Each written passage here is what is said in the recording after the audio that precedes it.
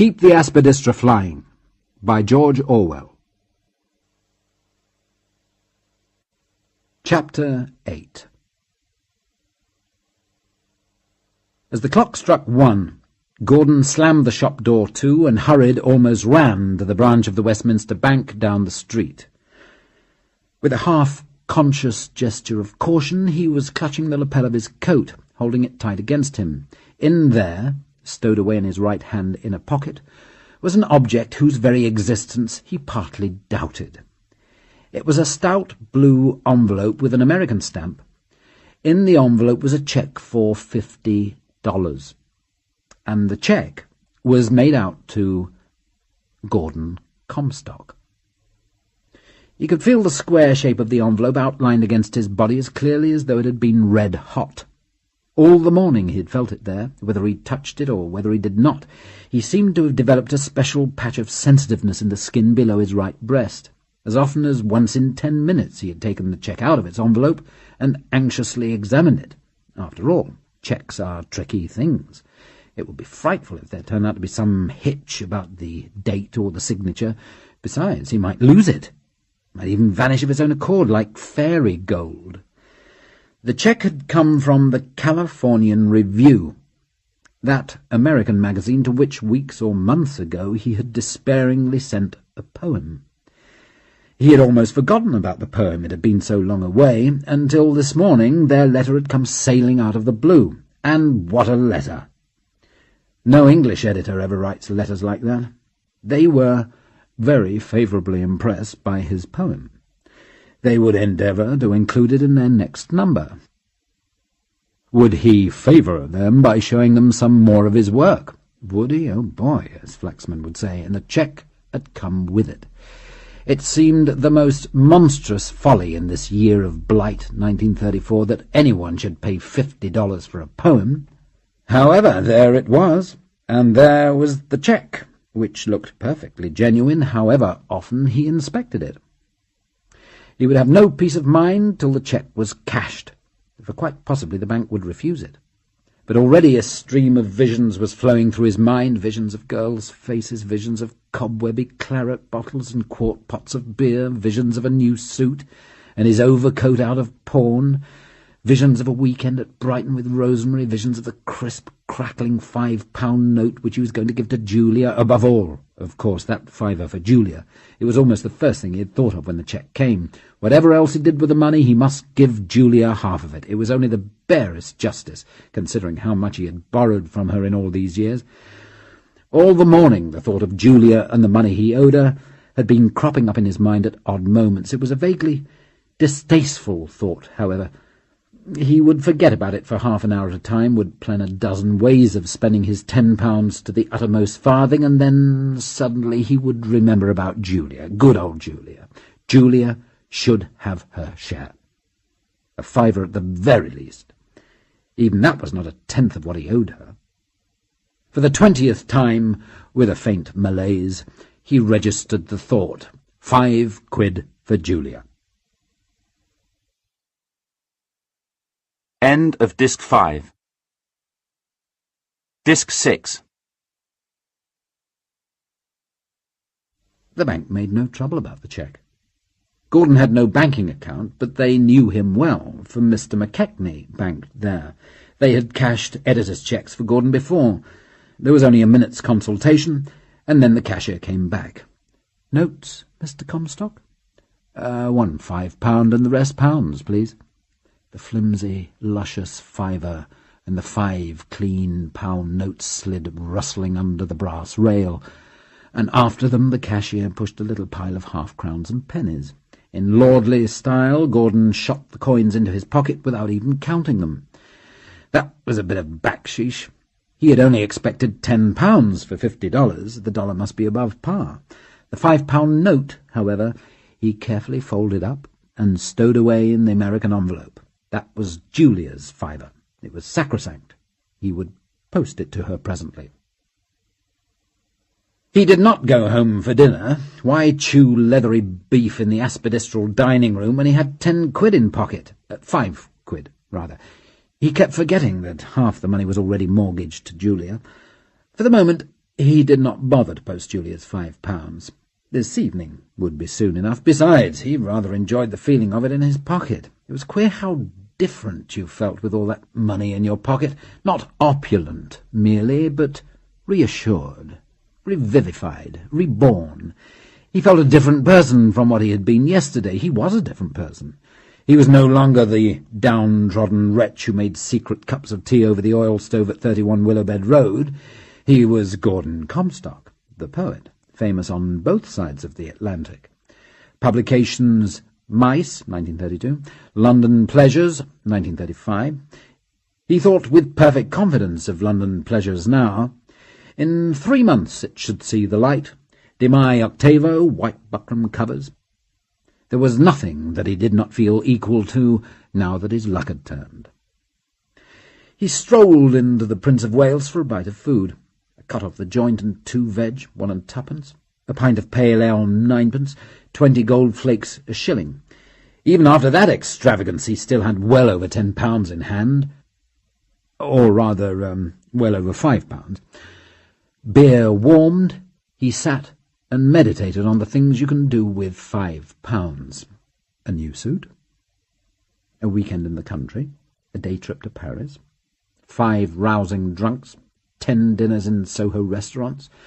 At this point it occurred to him that he and Rosemary and Ravelston must certainly have dinner together tonight, just to celebrate his stroke of luck. After all, it isn't every day that £5 drops out of the sky into your lap. The thought of the 3 of them together with good food and wine and money no object took hold of him as something not to be resisted. He had just a tiny twinge of caution.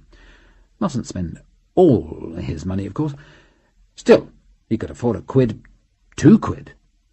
In a couple of minutes he had got Ravelston on the pub phone. "Is that you, Ravelston? I say, Ravelston, look here. You've got to have dinner with me tonight." From the other end of the line, Ravelston faintly demurred. "No, dash it, you have dinner with me." But Gordon overbore him. "Nonsense, Ravelston had got to have dinner with him tonight." Unwillingly, Ravelston assented. "All right, yes, thanks, he'd like it very much." There was a sort of apologetic misery in his voice. He guessed what had happened. Gordon had got hold of money from somewhere and was squandering it immediately. As usual, Ravelston felt he hadn't the right to interfere. Where should they go, Gordon was demanding. Ravelston began to speak in praise of those jolly little Soho restaurants where you get such a wonderful dinner for £0.50, but the Soho restaurants sounded beastly as soon as Ravelston mentioned them. Gordon wouldn't hear of it. "Nonsense! They must go somewhere decent. Let's do it all regardless," was his private thought. Might as well spend £2, £3 even. Where did Ravelston generally go? Modigliani's, admitted Ravelston, but Modigliani's was very... But no, not even over the phone could Ravelston frame that hateful word, expensive. How remind Gordon of his poverty? Gordon mightn't care for Modigliani's, he euphemistically said. But Gordon was satisfied. "Modigliani's, right you are, 8:30. Good." After all, if you spent even £3 on the dinner, he'd still have £2 to buy himself a new pair of shoes and a vest and a pair of pants. He had fixed it up with Rosemary in another 5 minutes. The New Albion did not like their employees being rung up on the phone, but it did not matter once in a way. Since that disastrous Sunday journey 5 days ago, he had heard from her once, but had not seen her. She answered eagerly when she heard whose voice it was. Would she have dinner with him tonight? Of course, what fun! And so in 10 minutes the whole thing was settled. He had always wanted Rosemary and Ravelston to meet, but somehow had never been able to contrive it. These things are so much easier when you've got a little money to spend. The taxi bore him westward through the darkling streets. A 3-mile journey. Still, he could afford it. Why spoil the chip for a ha'porth of tar? He had dropped that notion of spending only £2 tonight. He would spend £3. £3 to £4 if he felt like it. Slap up and regardless, that was the idea. And oh, by the way, Julia's fiver. He hadn't sent it yet. No matter. Sent it first thing in the morning. Good old Julia. She should have her fiver. How voluptuous were the taxi cushions under his bum. He lolled this way and that. He'd been drinking, of course, and had 2 quick ones, or possibly 3, before coming away. The taxi driver was a stout, philosophic man with a weather-beaten face and a knowing eye. He and Gordon understood one another. They had palled up in the bar where Gordon was having his quick ones. As they neared the West End, the taximan drew up, unbidden, at a discreet pub on a corner. He knew what was in Gordon's mind. Gordon could do with a quick one. So could the taximan, but the drinks were on Gordon. That, too, was understood. "You anticipate my thoughts," said Gordon, climbing out. "Yes, sir. I could just about do with a quick one." "Thought you might, sir." "And could you manage one yourself, do you think?" "Where there's a will, there's a way," said the taximan. "Come inside," said Gordon. They leaned matily on the brass-edged bar, elbow to elbow, lighting two of the taximan's cigarettes. Gordon felt witty and expansive. He would have liked to tell the taximan the history of his life. The white-aproned barman hastened towards them. "Yes, sir," said the barman. "Gin," said Gordon. "Make it 2, said the taximan. More matily than ever, they clinked glasses. "Many have a return," said Gordon. "Your birthday today, sir?" "Only metaphorically, my re-birthday, so to speak." "I never had much education," said the taximan. "I was speaking in parables," said Gordon. "English is good enough for me," said the taximan. "It was the tongue of Shakespeare," said Gordon. "Literary gentleman, are you, sir, by any chance?" "Do I look as moth-eaten as all that?" "Not moth-eaten, sir, only intellectual-like." "You're quite right. A poet." "Poet? Oh, it takes all sorts to make a world, doesn't it now?" said the taximan. "And a bloody good world it is," said Gordon. His thoughts moved lyrically tonight. They had another gin, and presently went back to the taxi all but arm in arm after yet another gin. That made 5 gins Gordon had had this evening. There was an ethereal feeling in his veins. The gin seemed to be flowing there, mingled with his blood. He lay back in the corner of the seat, watching the great blazing sky signs swim across the bluish dark. The evil red and blue of the neon lights pleased him at this moment. How smoothly the taxi glided, more like a gondola than a car. It was having money that did that. Money greased the wheels. He thought of the evening ahead of him. Good food, good wine, good talk. Above all, no worrying about money. No damn niggling with sixpences, and we can't afford this and we can't afford that. Rosemary and Ravelston would try to stop him being extravagant, but he would shut them up. He'd spend every penny he had if he felt like it. 10 whole quid to bust, at least 5 quid. The thought of Julia passed flickeringly through his mind and disappeared again. He was quite sober when they got to Modigliani's. The monstrous commissionaire, like a great glittering waxwork with a minimum of joints, stepped stiffly forward to open the taxi door. His grim eye looked askance at Gordon's clothes. Not that you were expected to dress at Modigliani's. They were tremendously bohemian at Modigliani's, of course, but there are ways and ways of being bohemian, and Gordon's way was the wrong way. Gordon did not care. He bade the taximan an affectionate farewell and tipped him ½ a crown over his fare, whereat the commissionnaire's eye looked a little less grim. At this moment Ravelston emerged from the doorway. The commissionaire knew Ravelston, of course. He lounged out onto the pavement, a tall, distinguished figure, aristocratically shabby, his eye rather moody. He was worrying already about the money this dinner was going to cost Gordon. "Ah, there you are, Gordon." "Hello, Ravelston. Where's Rosemary?" "Perhaps she's waiting inside. I don't know her by sight, you know. But I say, Gordon, look here, before we go in, I just wanted to... look, there she is." She was coming towards them, swift and debonair. She threaded her way through the crowd with the air of some neat little destroyer gliding between large, clumsy cargo boats, and she was nicely dressed, as usual. The sub-shovel hat was cocked at its most provocative angle. Gordon's heart stirred. There was a girl for you. He was proud that Ravelston should see her. She was very gay tonight. It was written all over her that she was not going to remind herself or Gordon of their last disastrous encounter.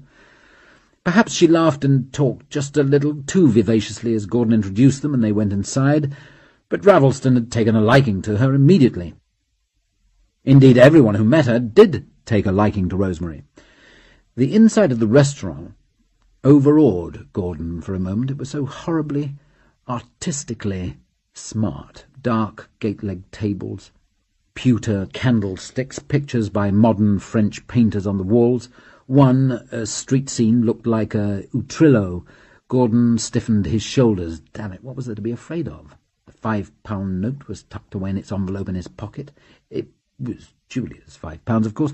He wasn't going to spend it. Still, its presence gave him moral support. It was a kind of talisman.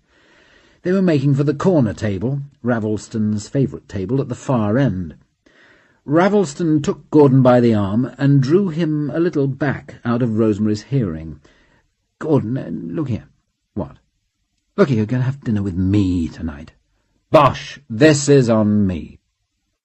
"I do wish you would. I hate to see you spending all that money." "We won't talk about money tonight," said Gordon. 50-50, then," pleaded Ravelston. "It's on me," said Gordon firmly. Ravelston subsided. The fat, white-haired Italian waiter was bowing and smiling beside the corner table, but it was at Ravelston, not at Gordon, that he smiled. Gordon sat down with the feeling that he must assert himself quickly. He waved away the menu which the waiter had produced. "We must settle what we're going to drink first," he said. Beer for me," said Ravelston with a sort of gloomy haste. "Beer's the only drink I care about." "Me too," echoed Rosemary. "Oh, rot, we're going to have some wine. What do you like, red or white? Give me the wine list," he said to the waiter.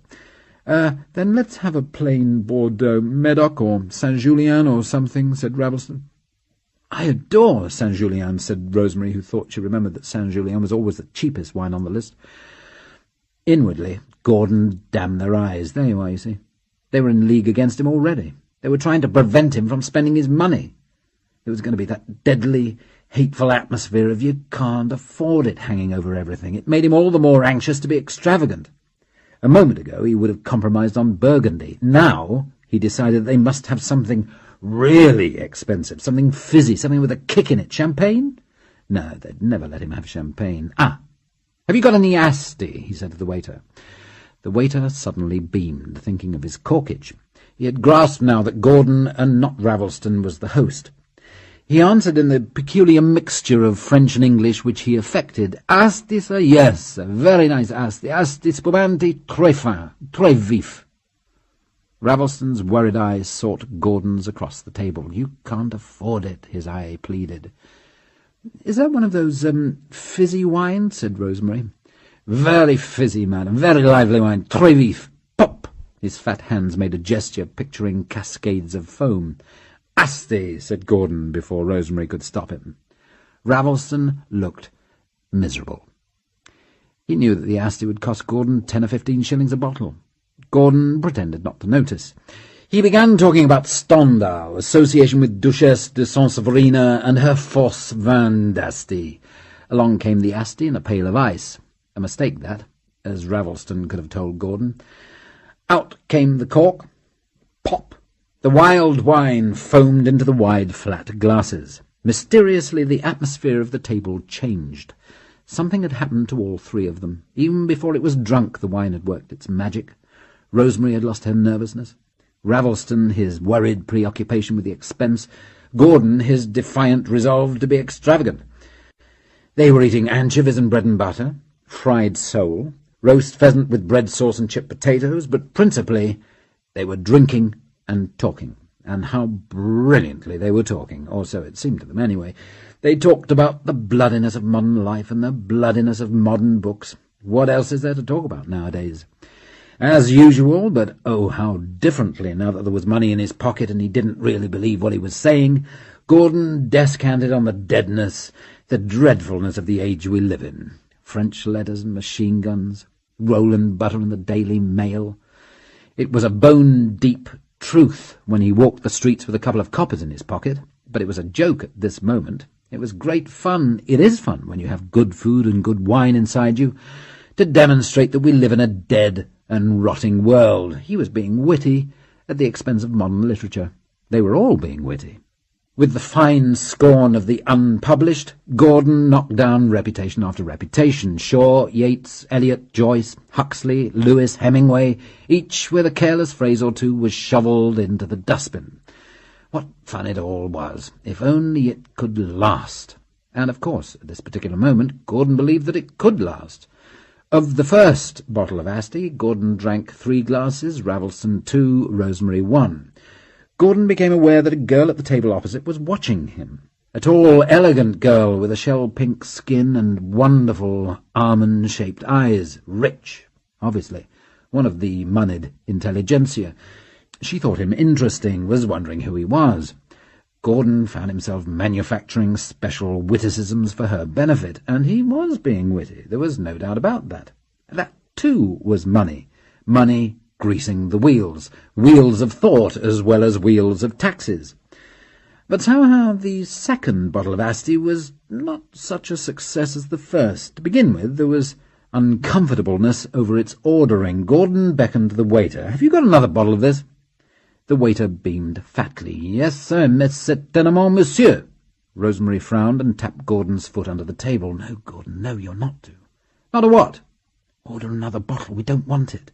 "Oh, bosh! Get us another bottle, waiter." "Yes, sir." Ravelston rubbed his nose.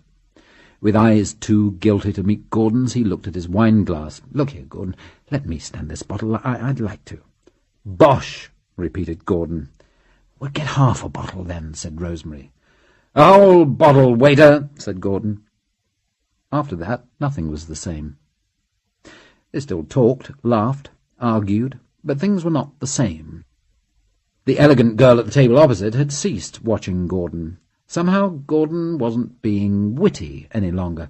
It's almost always a mistake to order a second bottle. It's like bathing for a second time on a summer day. However warm the day is, however much you have enjoyed your first bathe, you are always sorry for it if you go in a second time.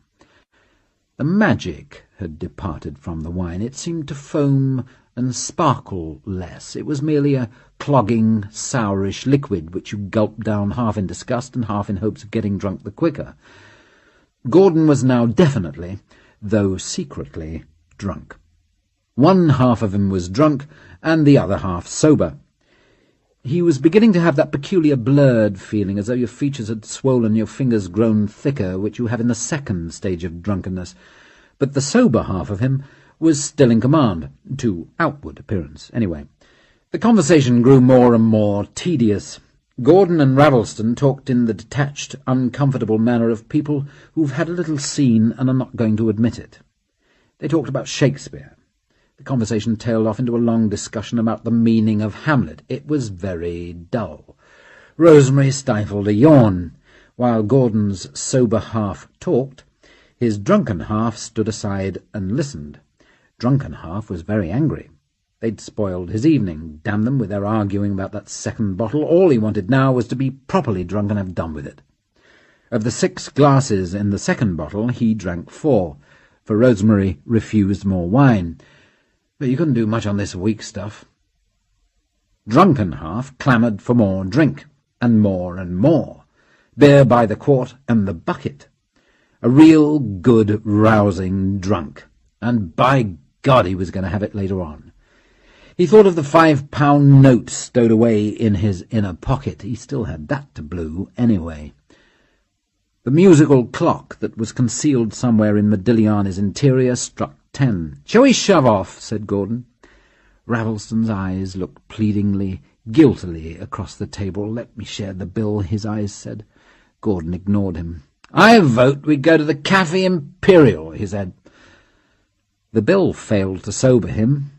A little over 2 quid for the dinner, 30 bob for the wine. He did not let the others see the bill, of course, but they saw him paying. He threw £4 notes onto the waiter's salver and said casually, "Keep the change." That left him with about 10 bob, besides the £5. Ravelston was helping Rosemary on with her coat. As she saw Gordon throw the notes to the waiter, her lips parted in dismay. She had had no idea that the dinner was going to cost anything like £4. It horrified her to see him throwing money about like that. Ravelston looked gloomy and disapproving. Gordon damned their eyes again. Why did they have to keep on worrying? He could afford it, couldn't he? He still had that £5. But by God, it wouldn't be his fault if he got home with a penny left. But outwardly he was quite sober and much more subdued than he had been half an hour ago. "We'd better have a taxi to the Café Imperial," he said. "Oh, let's walk," said Rosemary. "It's only a step." "No, we'll have a taxi." They got into the taxi and were driven away, Gordon sitting next to Rosemary. He had half a mind to put his arm round her in spite of Ravelston's presence, but at that moment a swirl of cold night air came in at the window and blew against Gordon's forehead. It gave him a shock. It was like one of those moments in the night when suddenly from deep sleep you were broad awakened, full of some dreadful realization, as that you were doomed to die, for instance, or that your life is a failure. For perhaps a minute he was cold sober. He knew all about himself and the awful folly he was committing, knew that he had squandered £5 on utter foolishness, and was now going to squander the other 5 that belonged to Julia. He had a fleeting but terribly vivid vision of Julia with her thin face and her greying hair in the cold of her dismal bed-sitting-room. Poor, good Julia. Julia, who had been sacrificed to him all her life, from whom he had borrowed pound after pound after pound, and now he hadn't even the decency to keep her £5 intact. He recoiled from the thought. He fled back into his drunkenness as into a refuge. Quick, quick, we're getting sober. Booze, more booze. Recapture that first, fine, careless rapture. Outside, the multicoloured window of an Italian grocery, still open, swam towards them. He tapped sharply on the glass. The taxi drew up. Gordon began to climb out across Rosemary's knees. "Where are you going, Gordon?" "To recapture that first fine, careless rapture," said Gordon on the pavement. "What?" "It's time we laid in some more booze. The pubs will be shutting in half an hour." "No, Gordon, no, you're not to get anything more to drink. You've had quite enough already." "Wait." He came out of the shop nursing a litre bottle of Chianti. The grocer had taken the cork out for him and put it in loosely again. The others had grasped now that he was drunk, that he must have been drinking before he met them. It made them both embarrassed. They went into the Café Imperial, but the chief thought in both their minds was to get Gordon away and to bed as quickly as possible. Rosemary whispered behind Gordon's back, "Please don't let him drink any more." Ravelston nodded gloomily. Gordon was marching ahead of them to a vacant table, not in the least troubled by the stares everyone was casting at the wine bottle which he carried on his arm. They sat down and ordered coffee, and with some difficulty Ravelston restrained Gordon from ordering brandy as well. All of them were ill at ease. It was horrible in the great garish café, stuffily hot and deafeningly noisy, with the jabber of several hundred voices, the clatter of plates and glasses, and the intermittent squalling of the band. All 3 of them wanted to get away. Ravelston was still worrying about the expense. Rosemary was worried because Gordon was drunk. Gordon was restless and thirsty. He had wanted to come here, but he was no sooner here than he wanted to escape. Drunken Half was clamouring for a bit of fun, and Drunken Half wasn't going to be kept in check much longer. "Beer! Beer!" cried Drunken Half. Gordon hated this stuffy place. He had visions of a pub tap-room with great oozy barrels and quart pots topped with foam. He kept an eye on the clock. It was nearly 10:30, and the pubs even in Westminster would shut at 11. Mustn't miss his beer. The bottle of wine was for afterwards, when the pubs were shut. Rosemary was sitting opposite him, talking to Ravelston uncomfortably, but with a sufficient pretence that she was enjoying herself and there was nothing the matter. They were still talking in a rather futile way about Shakespeare. Gordon hated Shakespeare. As he watched Rosemary talking, there came over him a violent, perverse desire for her. She was leaning forward, her elbows on the table. He could see her small breasts clearly through her dress. It came to him with a kind of shock, a catch of the breath which once again almost sobered him, that he had seen her naked. She was his girl. He could have her whenever he wanted her, and by God he was going to have her tonight. Why not?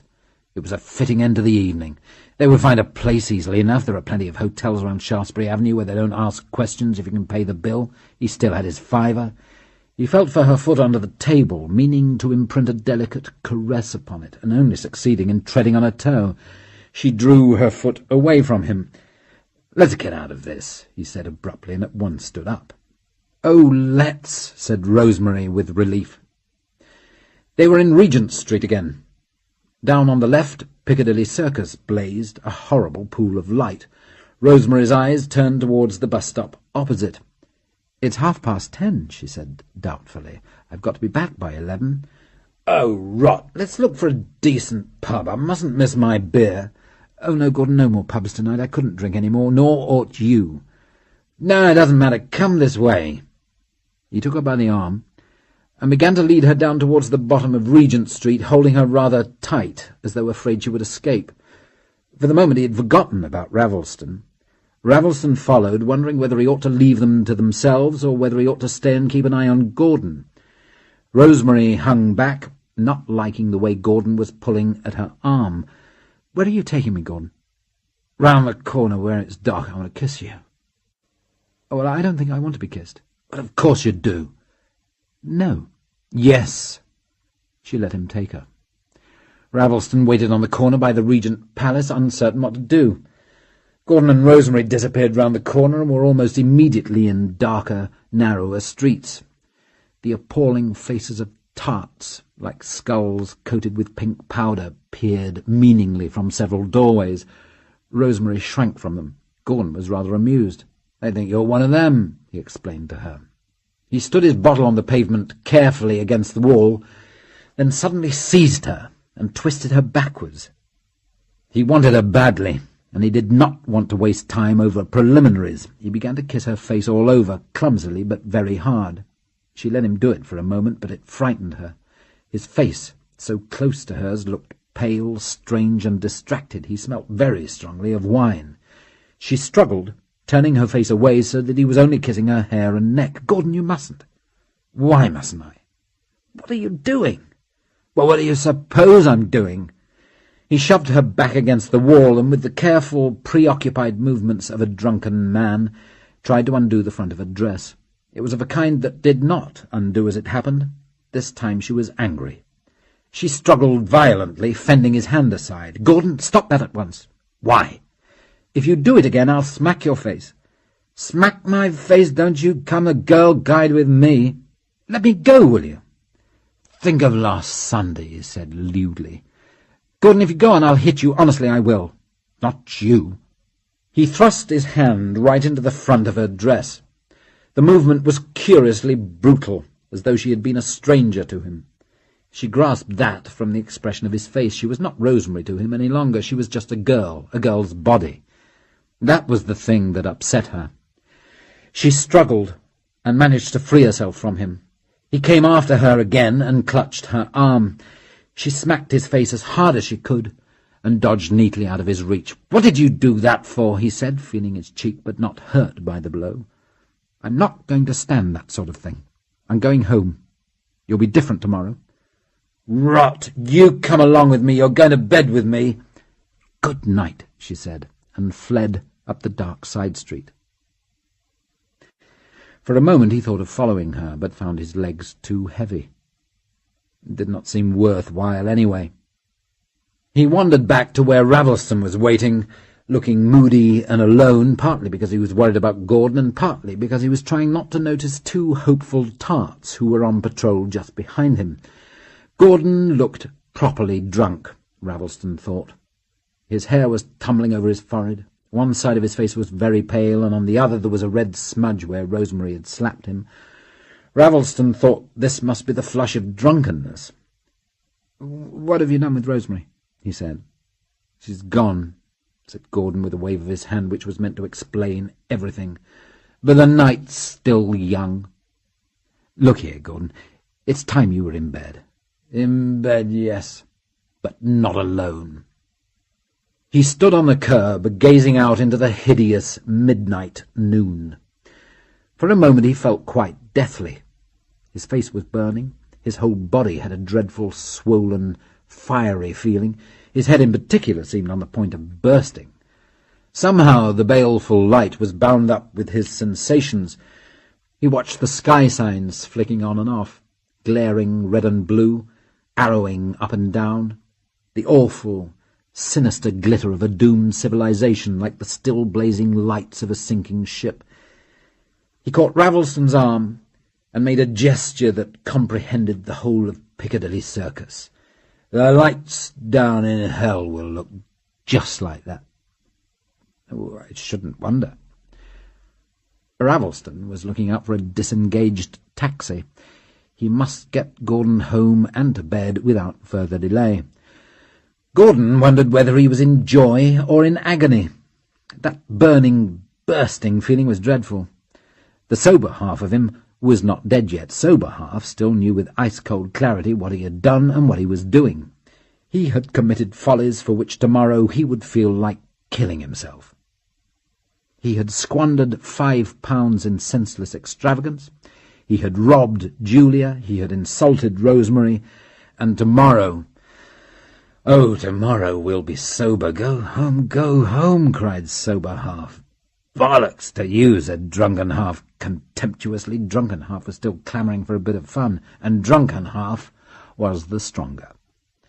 A fiery clock somewhere opposite caught his eye. 20 to 11, quick, before the pubs are shut. Arrow, la gorge mare. Once again his thoughts moved lyrically. He felt a hard, round shape under his arm, discovered that it was the Chianti bottle, and tweaked out the cork. Ravelston was waving to a taxi driver without managing to catch his eye. He heard a shocked squeal from the tarts behind. Turning, he saw with horror that Gordon had upended the bottle and was drinking from it. "Hi, Gordon!" He sprang towards him and forced his arm down. A gout of wine went down Gordon's collar. "For God's sake, be careful. You don't want the police to get hold of you, do you?" "I want a drink," complained Gordon. "But dash it, you can't start drinking here." "Take me to a pub," said Gordon. Ravelston rubbed his nose helplessly. "Oh, God, I suppose that's better than drinking on the pavement. Come on, we'll go to a pub. You shall have your drink there." Gordon recorked his bottle carefully. Ravelston shepherded him across the circus, Gordon clinging to his arm, but not for support, for his legs were still quite steady. They halted on the island, then managed to find a gap in the traffic and went down the Haymarket. In the pub, the air seemed wet with beer. It was all a mist of beer, shot through with the sickly tang of whisky. Along the bar, a press of men seethed, downing with Faust-like eagerness their last drinks before 11 should sound its knell. Gordon slid easily through the crowd. He was not in a mood to worry about a few jostlings and elbowings. In a moment he had fetched up at the bar between a stout commercial traveller drinking Guinness and a tall, lean, decayed major type of man with droopy moustaches, whose entire conversation seemed to consist of "what ho?" and what. Gordon threw half a crown onto the beer-wet bar. "Quart of bitter, please." "No quart pots here," cried the harassed barmaid, measuring pegs of whisky with one eye on the clock. "Quart pots on the top shelf, Effie," shouted the landlord over his shoulder from the other side of the bar. The barmaid hauled the beer handle 3 times hurriedly. The monstrous glass pot was set before him. He lifted it. What a weight! A pint of pure water weighs 1 1/4 pounds. Down with it. Swish, gurgle. A long, long sup of beer flowed gratefully down his gullet. He paused for breath and felt a little sickish. Come on, now for another. Swish, gurgle. It almost choked him this time, but stick it out, stick it out. Through the cascade of beer that poured down his throat and seemed to drown his ears, he heard the landlord shout, "Last orders, gentlemen, please." For a moment he removed his face from the pot, gasped, and got his breath back. Now for the last. Swish, gurgle. Ah! Gordon set down the pot, emptied in 3 gulps. Not bad. He clattered it on the bar. Give the other half of that, quick." "What ho?" said the major. "Coming it a bit, aren't you?" said the commercial traveller. Ravelston, further down the bar and hemmed in by several men, saw what Gordon was doing. He called to him. "Hi, Gordon," frowned and shook his head, too shy to say in front of everybody, "Don't drink any more." Gordon settled himself on his legs. He was still steady, but consciously steady. His head seemed to have swollen to an immense size. His whole body had the same horrible, swollen, fiery feeling as before. Languidly he lifted the refilled beer pot. He did not want it now. Its smell nauseated him. It was just a hateful, pale yellow, sickly tasting liquid, like urine almost. That bucketful of stuff to be forced down into his bursting guts. Horrible. Well, come on. No flinching. What else are we here for? Down with it. Here she is, so near my nose, so tip her up. And down she goes. Swish. Gurgle. In the same moment something dreadful happened. His gullet had shut up of its own accord, or the beer had missed his mouth. It was pouring all over him, a tidal wave of beer. He was drowning in beer like lay brother Peter in the Ingoldsby legends. "Help!" he tried to shout, choked, and let fall the beer pot.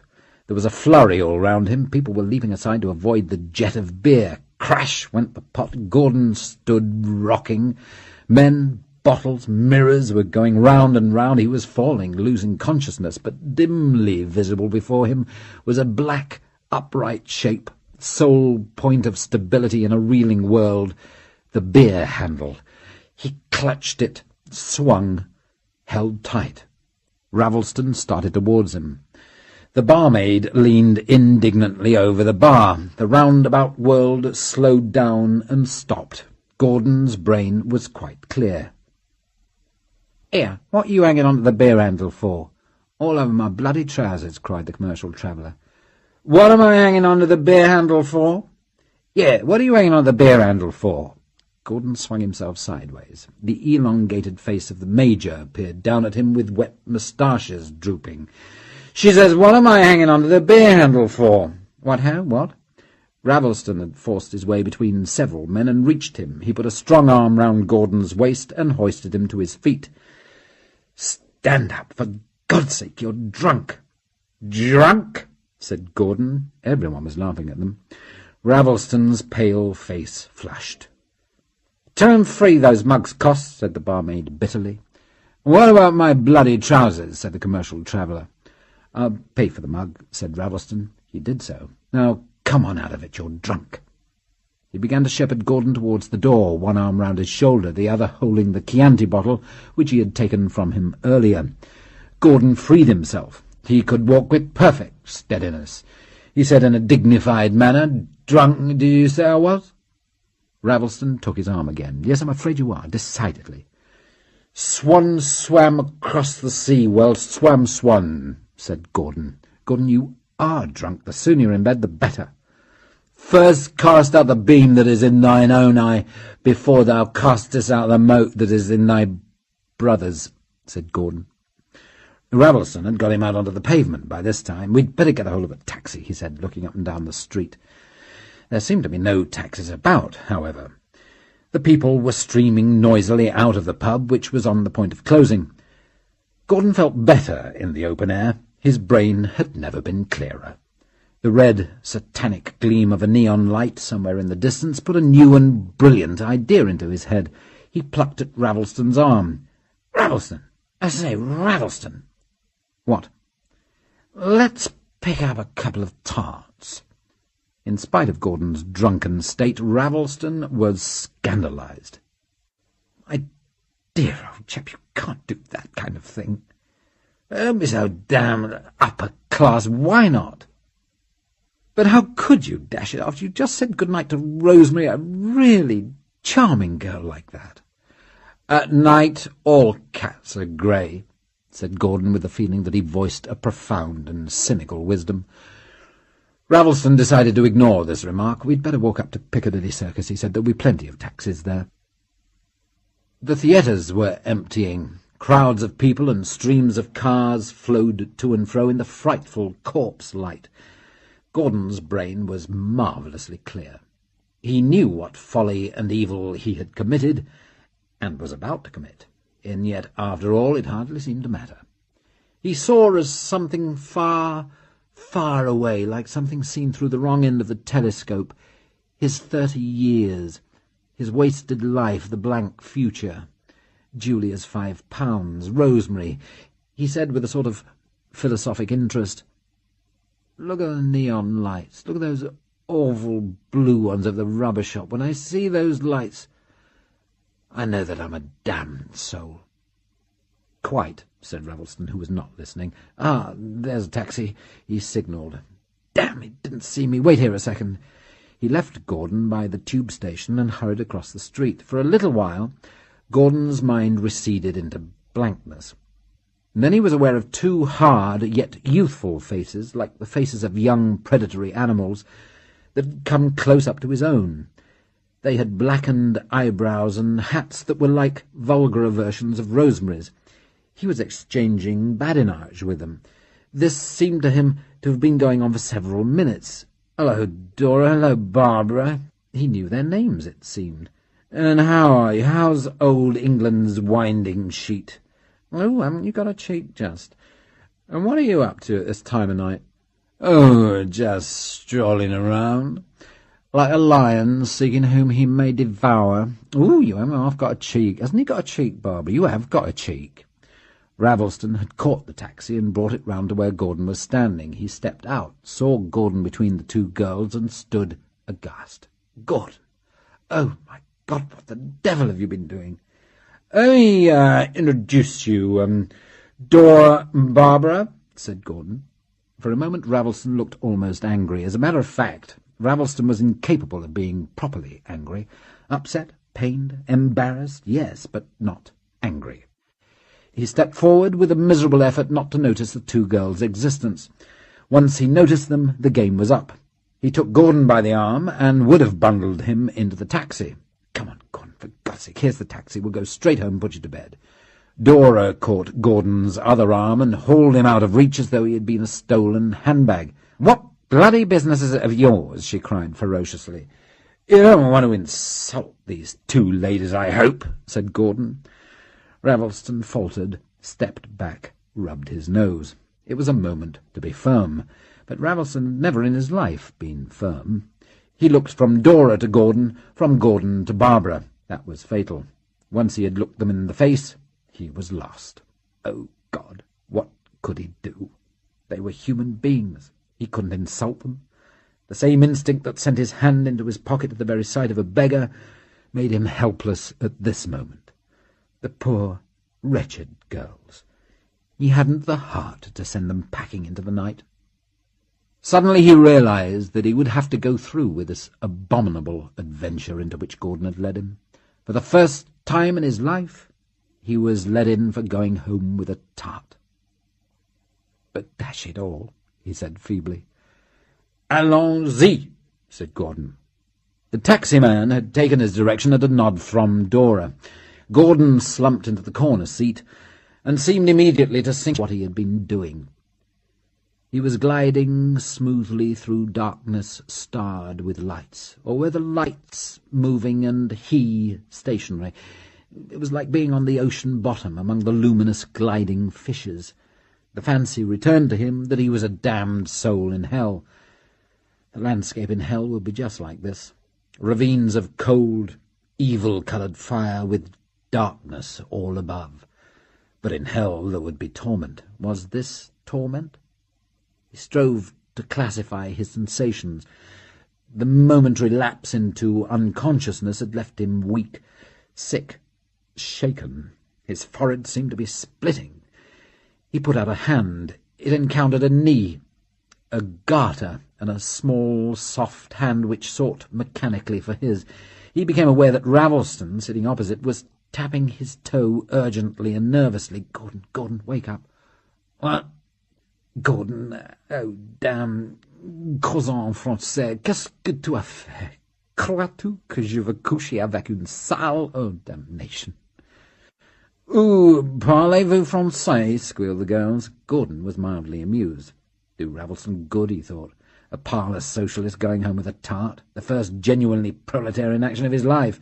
As though aware of this thought, Ravelston subsided into his corner in silent misery, sitting as far away from Barbara as possible. The taxi drew up at a hotel in a side street. A dreadful, shoddy, low place it was. The hotel sign over the door looked skew-eyed. The windows were almost dark, but the sound of singing, boozy and dreary, trickled from within. Gordon staggered out of the taxi and felt for Dora's arm. "Give us a hand, Dora. Mind the step, what ho!" A smallish, darkish, smelly hallway, lino-carpeted, mean, uncared for, and somehow impermanent. From a room somewhere on the left the singing swelled, mournful as a church organ. A cross-eyed, evil-looking chambermaid appeared from nowhere. She and Dora seemed to know one another. What a mug! No competition there. From the room on the left, a single voice took up the song with would-be facetious emphasis.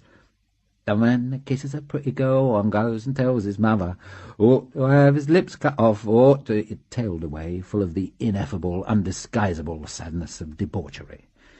A very young voice, it sounded, the voice of some poor boy who in his heart only wanted to be at home with his mother and sisters, playing Hunt the Slipper. There was a party of young fools in there, and Barbara following. "Where's my Chianti?" he said. Ravelston gave him the bottle. His face looked pale, harassed, hunted almost. With guilty, restless movements he kept himself apart from Barbara. He could not touch her, or even look at her, and yet to escape was beyond him. His eyes sought Gordon's. "For the love of God, can't we get out of it somehow?" they signalled. Gordon frowned at him. "Stick it out." No flinching. He took Dora's arm again. "Come on, Dora, now for those stairs. Wait a moment." Her arm round his waist, supporting him, Dora drew him aside. Down the darkish, smelly stairs a young woman came mincingly, buttoning on a glove. After her a bald, middle-aged man in evening clothes, black overcoat and white silk muffler, his opera hat in his hand. He walked past them with small, mean mouth tightened, pretending not to see them. A family man, by the guilty look in his eye. Gordon watched the gaslight gleam on the back of his bald head. His predecessor. In the same bed, probably. The mantle of Elisha. "Now then, Dora, up we go. These stairs. Difficilis ascensus averni. That's right. Here we are." "Mind the step," said Dora. They were on the landing. Black and white lino like a chessboard. White painted doors. A smell of slops. And a fainter smell of stale linen. "We this way, you that." At the other door Ravelston halted, his fingers on the handle. He could not do it. He could not enter that dreadful room. For the last time his eyes, like those of a dog about to be whipped, turned upon Gordon. "Must I? Must I?" his eyes said. Gordon eyed him sternly. "Stick it out, Regulus. March to your doom. Qui sciebat quae sibi Barbara. It is a far, far more proletarian thing that you do." And then, with startling suddenness, Ravelston's face cleared. An expression of relief, almost of joy, stole over it. A wonderful thought had occurred to him. After all, you could always pay the girl without actually doing anything. Thank God! He set his shoulders, plucked up courage, went in. The door shut. So here we are. A mean, dreadful room. Lino on the floor. Gas fire. Huge double bed with sheets vaguely dingy. Over the bed a framed coloured picture from La Vie Parisienne. A mistake that. Sometimes the originals don't compare so well. And, by Jove, on the bamboo table by the window, positively an Aspidistra. Hast thou found me, O mine enemy? But come here, Dora, let's have a look at you. He seemed to be lying on the bed. He could not see very well. Her youthful, rapacious face with blackened eyebrows leaned over him as he sprawled there. "How about my present?" she demanded, half wheedling, half menacing. "Never mind that now. To work. Come here. Not a bad mouth. Come here. Come closer. No use. Impossible. The will, but not the way. The spirit is willing, but the flesh is weak. Try again. No. The booze. Must be. See Macbeth. One last try. No use. Not this evening, I'm afraid. All right, Dora, don't you worry. You'll get your £2 all right. We aren't paying by results." He made a clumsy gesture. "Here, give us that bottle off the dressing table." Dora brought it. That's better. That at least doesn't fail. With hands that had swollen to monstrous size, he upended the Chianti bottle. The wine flowed down his throat, bitter and choking, and some of it went up his nose. It overwhelmed him. He was slipping, sliding, falling off the bed. His head met the floor, his legs were still on the bed. For a while he lay in this position. Is this the way to live?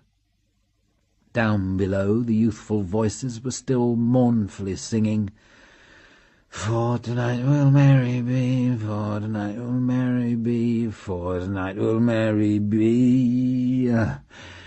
Tomorrow will be so, but